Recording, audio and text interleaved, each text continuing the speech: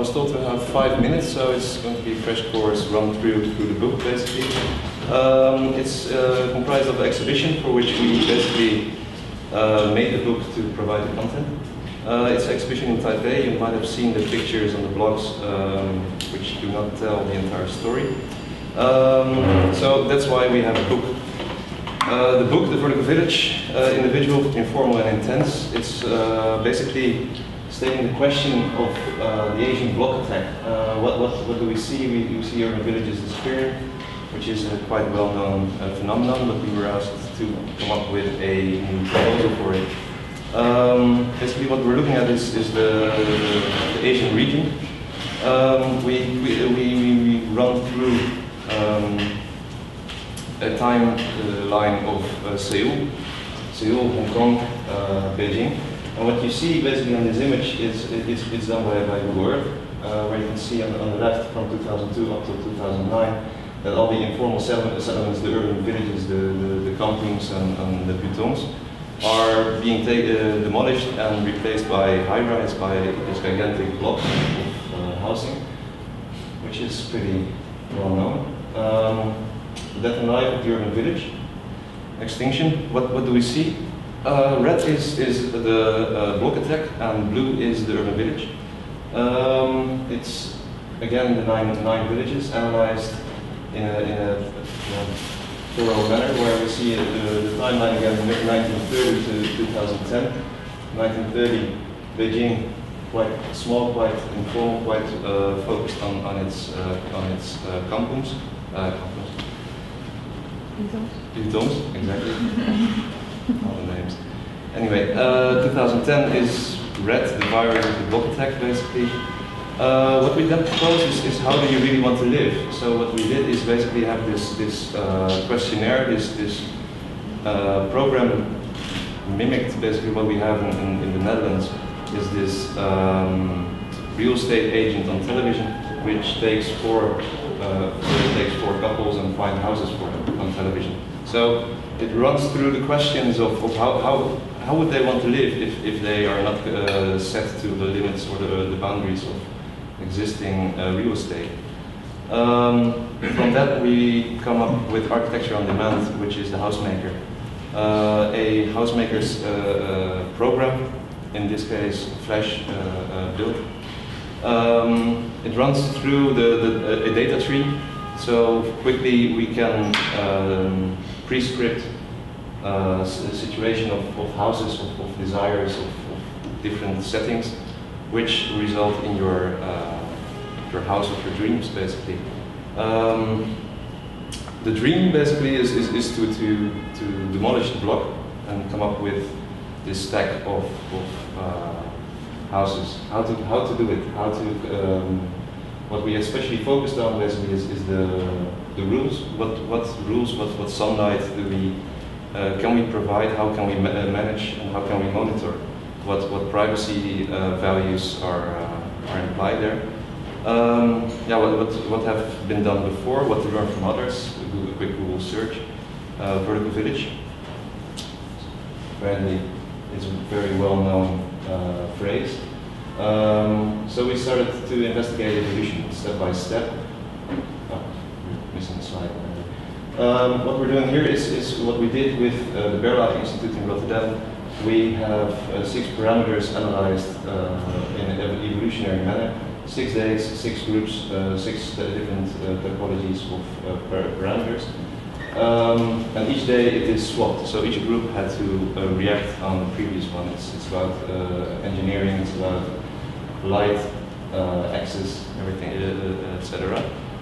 Is it feasible? Well, let's start with the real experts. Albert Brillenburg, Lieven de Kouter. Some names in which have an interview in the book. So the basic outcome is, of course, it's not feasible yet. Each one will be different, analyzing different setups of this tiny growth from a initial pixel all the way up to a village. How can you set it up? It's also done by students. How to set it up? Can we hang it? Can we stack it? Can we bend roads in order to get walls? Is it have this evolutionary growth, basically. A possibility to stick a stick within the nest, basically, which each house that is brought in. Bubbles, quite interesting project here, where they say, okay, that they have the initial rule, you can buy this 3D bounding box of space instead of this 2D square meters that you can buy now. But they add the rule where you have to oblige to, which is you can fill your bubble basically for not more than 40%. So each bounding box is empty for 60%, which leaves this quite airy construction. This is basically the idea. Who needs a master plan? This is the evolutionary urbanistic growth. How to use it, how to parameterize it, basically. Called the Village Maker. What we did is to use the software of Grasshopper in Manaugh, might be familiar, and actually use this parameterization in order to provide and monitor evolutionary growth and all the rules. Basically, we have here a for the village the envelope of the village. For the test cases, it's 60 by 60 by 60 meters. The house in the middle has the bounding box, and it's I forgot to tell, it's this 3D bounding box basically. So you can also, which is quite familiar in New York, the air right principle. You can buy air value, which provides the 3D privateness. Privacy. So in having all these parameters set on sliders, you can manipulate them and run through them. You start with the administrative settings, which are like core settings done by AVD or how do you call them here? The block group of house owners. Homeowners Association? For a second, yeah, something like that. So you Or a block association? condo board. And do you mean the individual unit, or do you mean the block? The block. The block. So it's like a block association, right? A block association, yeah. So anything, any system like that, so you can sort of have this monitoring body, which sets the basic rules basically. So how big is the minimum distances which are needed in order to provide the density you need. User settings. What we do basically is you select your house. Right now we have a catalog of 189 different houses. The idea is to load them from the house maker up to the village maker, so you can sort of monitor it yourself. You define your desired view, where what direction, what length, what minimum of length is preset. How many view cones, and then you get to the sun cones. But what's interesting is that you all of a sudden have this possibility to think about direct sun axis in a time slot. So with setting it to a slider, what you get is that you can attach a value to it. So we can discuss how much is it worth to have this direct sun axis, and then say, okay, well, since I'm only home in the afternoon or in the morning, I can buy my direct sunlight, and I don't care about the rest. So it makes basically slices through the whole volume, which you will see later. What we did then is to upload the house, which is still the single entity, into the village. This image on the right. What you see there is this gradient of a price range, where you have a sphere to locate your desired area. What area do you want to be in? From red, which is high, like an expensive, and green is inexpensive. So in the center, it's pretty cheap to buy a plot or a 3D plot. And on the border, it's pretty straightforward. What happens actually then is that it's also calculating the axis, so that's an internal step. what that means is that it's scripted that it finds the nearest by node on axis. The tubes are 3 by 3 meters, which can provide vertical access in elevators or escalators on the diagonals or bridges or pathways. It also makes use of roofs across existing buildings, so you get this pretty dense area. This is also set to a slider, so you can predefine what is the diameter of the tube. Structure is not available in beta version, which you probably will understand. So then you quickly go to the confirmed purchase. So you can buy your plot. You see on there's a green highlighted house, which is basically set to your preset price, which you are willing to pay. On the right border, you see the percentage of which is what the total costs are comprised of. So then you can basically go back through the whole system through all the sliders and see, okay, this house volume apparently is 97%, which I think is on the high side of what I want to pay. So you can experiment and find your optimal position. This is the grasshopper script, which is pretty elaborate. Case studies. What we done is we took 11 preset thoughts. Basically, it had to be fast. We had not that much time to develop. So, what are the basic elements that you want to research? Well, the block village, it's set to get the highest density. How do you get it? What's interesting on the right side, you have this data sheet where you can enter what you want. So no daylight, no sunlight. Stacking is enabled, and no private space, which is the axiometric exploded field, which you see there in the middle. The moment you add few cones, you see that the density is getting less. What is to me interesting is that you can now run tests on different parameters which affect 3D building of the village. Adding sunlight is then again diminishing your density even more. The moment that you have different shapes and sizes of houses, which is the idea, which for now it's predefined, but you can always design your own house. The moment you add two view cones, and you do not restrain the view cone. So it's experiments on density, what parameters affect it, which is already known, but now you can test it and run it in a 3D bounding box. Yes, some examples. We also use this rose diagram to evaluate community in aspect of it.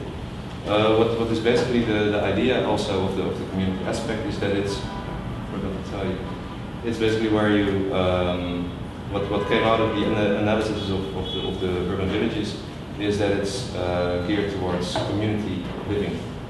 They pretty much live together with family, with grandparents raising their children. And what happens with the block attack is that by going vertical and having Western standardization of living, you have privacy, you have sanitation in a respectable manner, but on the downside is that you lose the community aspect, which in New York is also pretty eminent.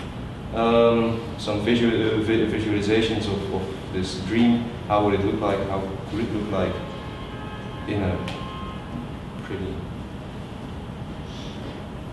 extreme manner. I'll quickly then go to the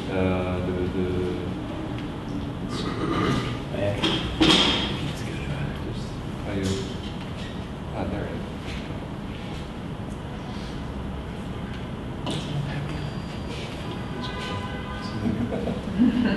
The movie could be. Yes. Yeah. You can watch it later. Pretty long for 5 minute presentation. There's something. No, this one doesn't have sound. Here you see it working. It's a working Grasshopper script, which is interesting to tell is that we have contact with David. David is the designer of the script of Grasshopper.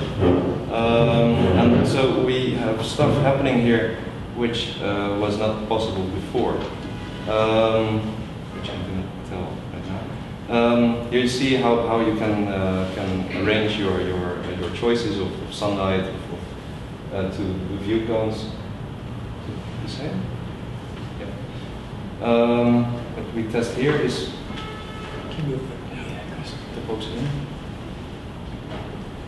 the rotation of your house. The rotation of the house basically also allows you, or allows the program to search its optimum position. So by giving it more and more freedom to rotate your house on its points, you get more and more options to choose from. Like I said, the gradient.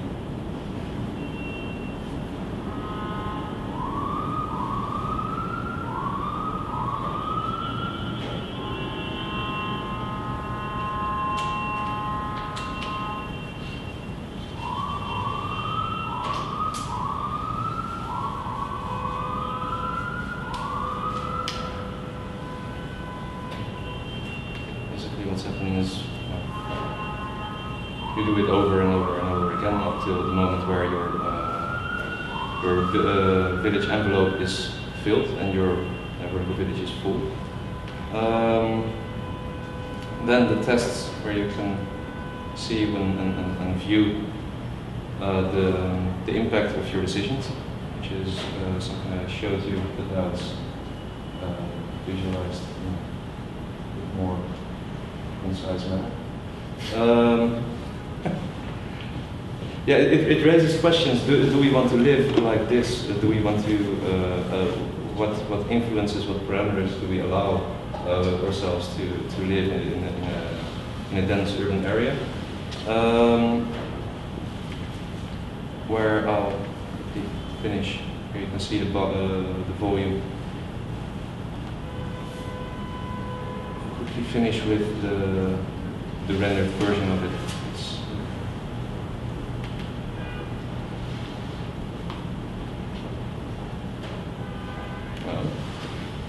Do you have feels? You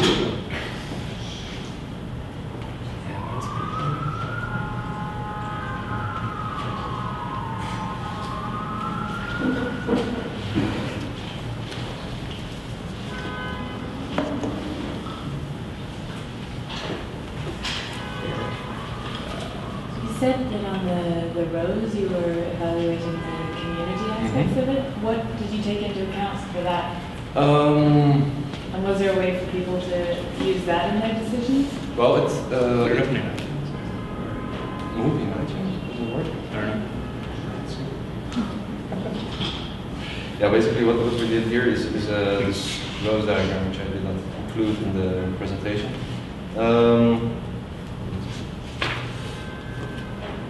How can you evaluate qualities? It's about critical mass, informality, human skill, individuality, flexibility, identity, diversity, evolutionary growth, collectivity, density, publicness, and critical mass.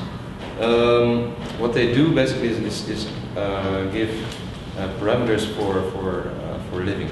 How density is nice music. And Images? no visual. Just music. Oh, it's nice music. We can for the soundtrack. There you go. It's interesting. Where was I? Yeah, density, for example, you need density, or you need a lot of people in order to provide for quality living, for the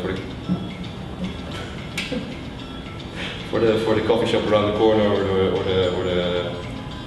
or any shop where you can get your croissant in the morning. You need people to provide for that, and you also need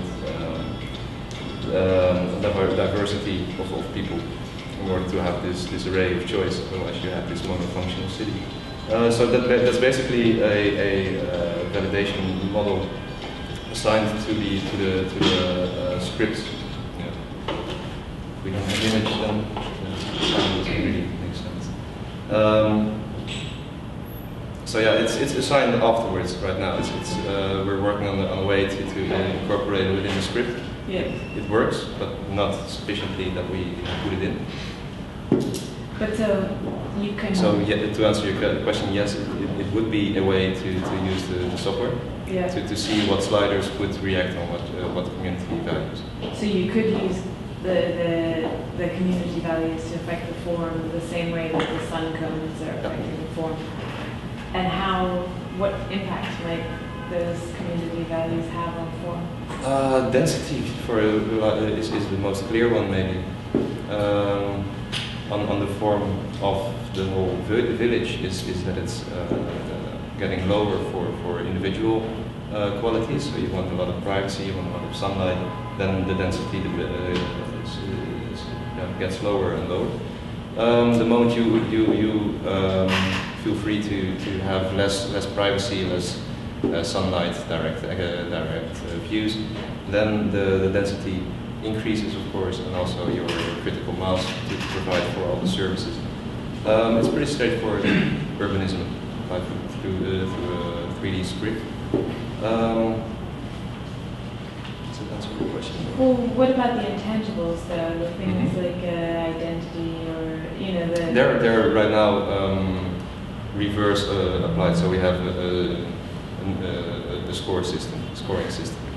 Oh, so you come up with your village and then you rate it according. Okay. So we have some ways of scripting it in this setting, but it's left out. It's being this evaluation model right now.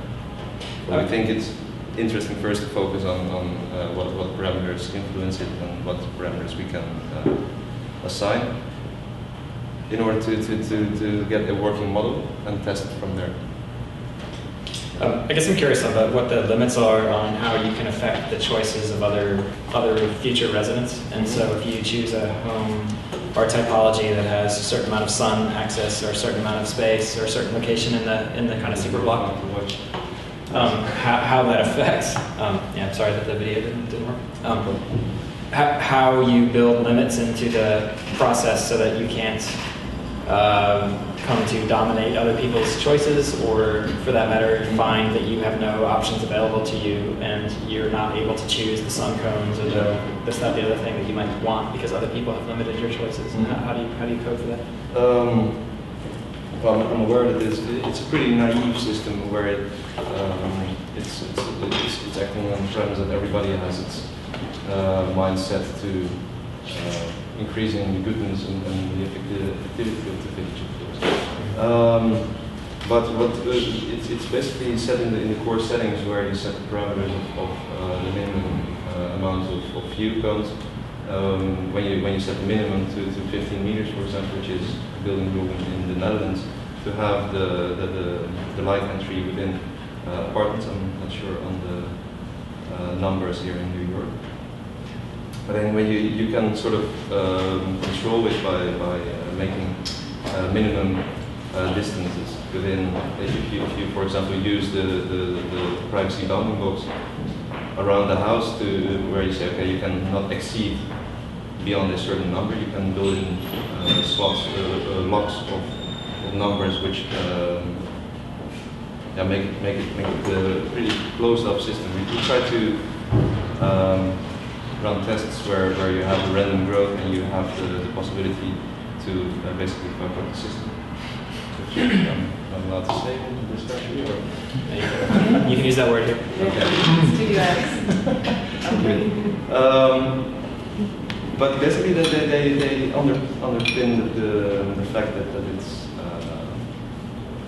by having this pretty simple and straightforward set of rules, it's not that easy to screw it up. So you can set out parameters to a certain number, and because it's still the same program, it's Grasshopper, it uses those numbers in a fair manner, and it doesn't take into calculation the clashes. So I'm saying get more chairs? You guys want some chairs? One thing I'm curious about, actually I have VLC. I have VLC. Do you have your key?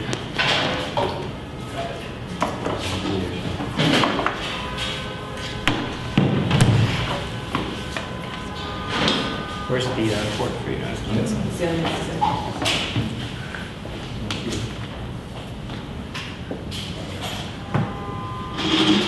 You might have to.